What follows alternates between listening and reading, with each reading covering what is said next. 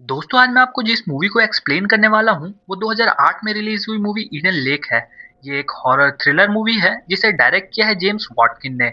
IMDb पे इसे 6.7 out of 10 की रेटिंग मिली है एंड रॉटेन टोमेटोज पे 66% फ्रेश है। तो मैं आपका ज़्यादा समय ना लेकर मूवी की तरफ चलता हूँ।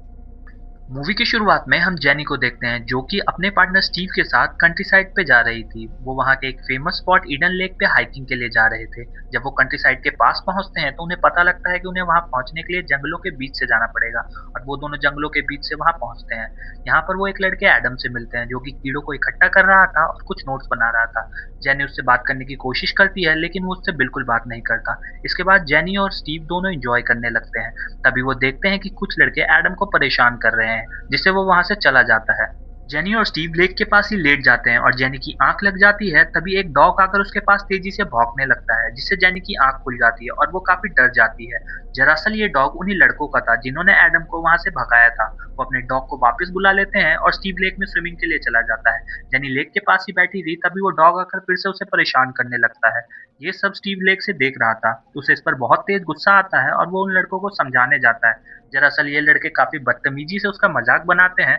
स्टीव अपने ट्रिप को खराब नहीं करना चाहता था इसलिए वो बिना कुछ कहे वहां से लौट जाता है। लेकिन वो अपनी शरारतों से बाज नहीं आते। वो जेनी को दूरबीन से देख रहे होते हैं और कुछ देर बाद वो वहां से चले जाते हैं। और इन लोगों के जाने के बाद जेनी और स्टीव रात को वहीं रुकने की तैयारी करते हैं। स्टीव अपने लिए टेंट लगाता है और जेनी लकड़ियां लाने जंगलों में जाती है।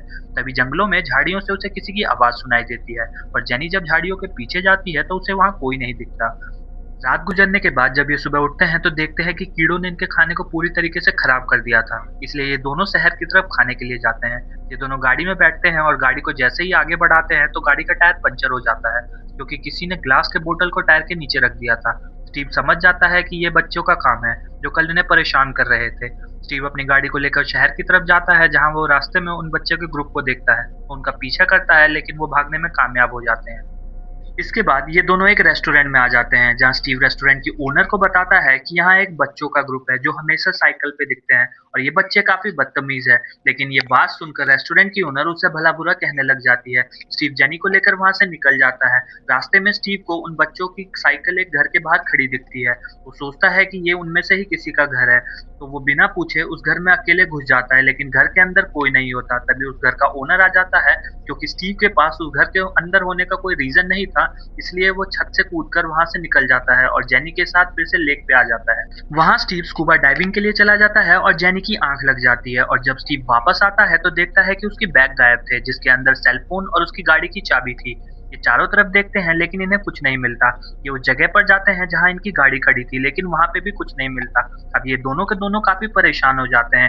इन्हें कुछ समझ नहीं आ रहा था। ये डिसाइड करते हैं कि ये पैदल ही शहर तक जाएंगे। तभी इनकी गाड़ी इनकी तरफ तेजी से आती है और ये अपने आप को बचाते हैं और ये देखते हैं कि गाड़ी को बच्चों का लीडर ब्रेट चला रहा था। इसके बाद ब्रेट वहां से गाड़ी लेकर निकल जाता है और ये डिसाइड करते हैं कि ये शहर तक पैदल ही जाएंगे।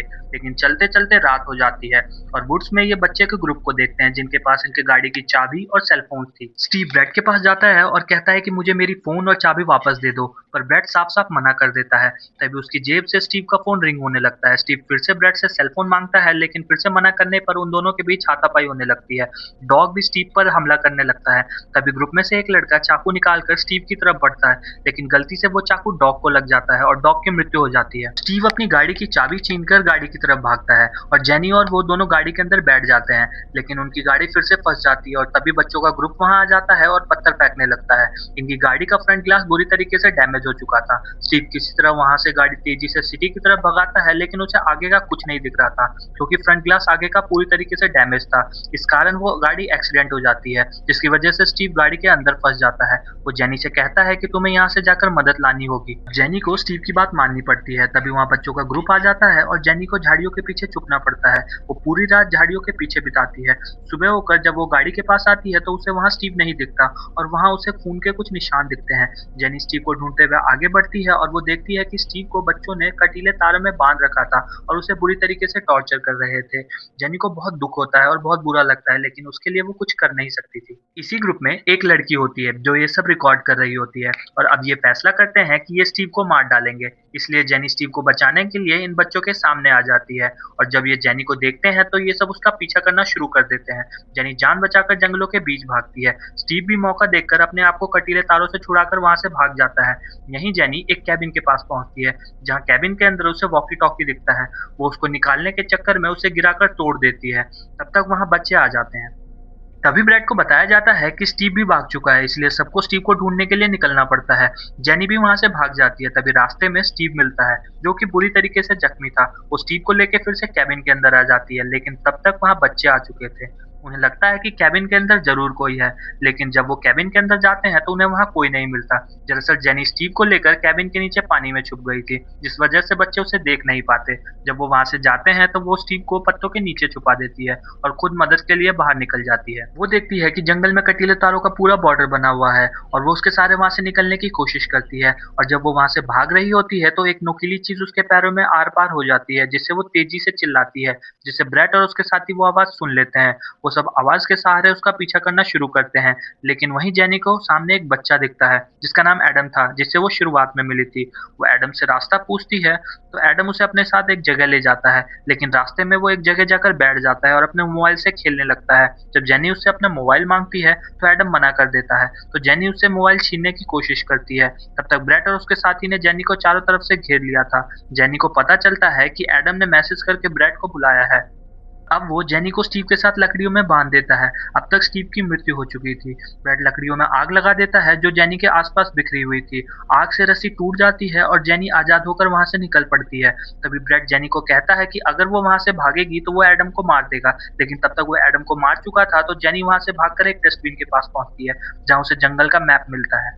वो मैप को निकालती है, लेकिन तभी बच्चों के आने की आवाज आने लगती है, तो वो डस्टबिन के अंदर छुप जाती है। और जब वो बच्चे वहां से जाते हैं तब जेनी पास में पड़े शीशे को अपने हाथों में बांध लेती है और तभी वो नोटिस करती है कि ब्रेड का साथी उसे देख रहा था। जेनी उसे मार डालती है और वहां से निकल जाती है।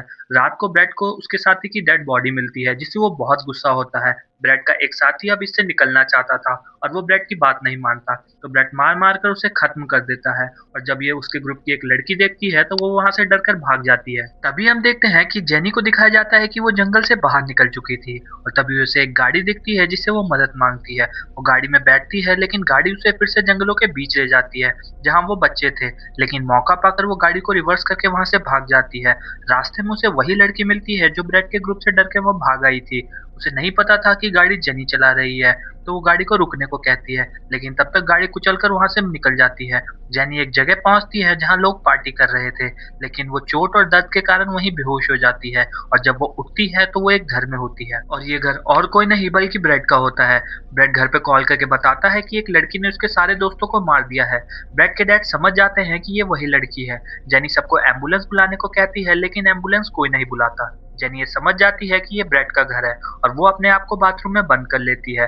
ब्रेड के पिता और कुछ गेस्ट मिलकर दरवाजा तोड़कर जेनी को बाहर निकालते हैं। जेनी देखती है कि उसके सामने ब्रेड था।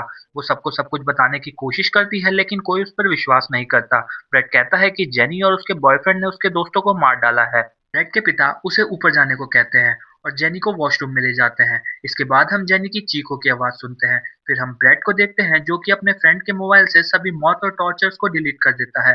इसके बाद वो स्टीव के सनग्लास को पहनता है और अपने आप को मिरर में घूरता है।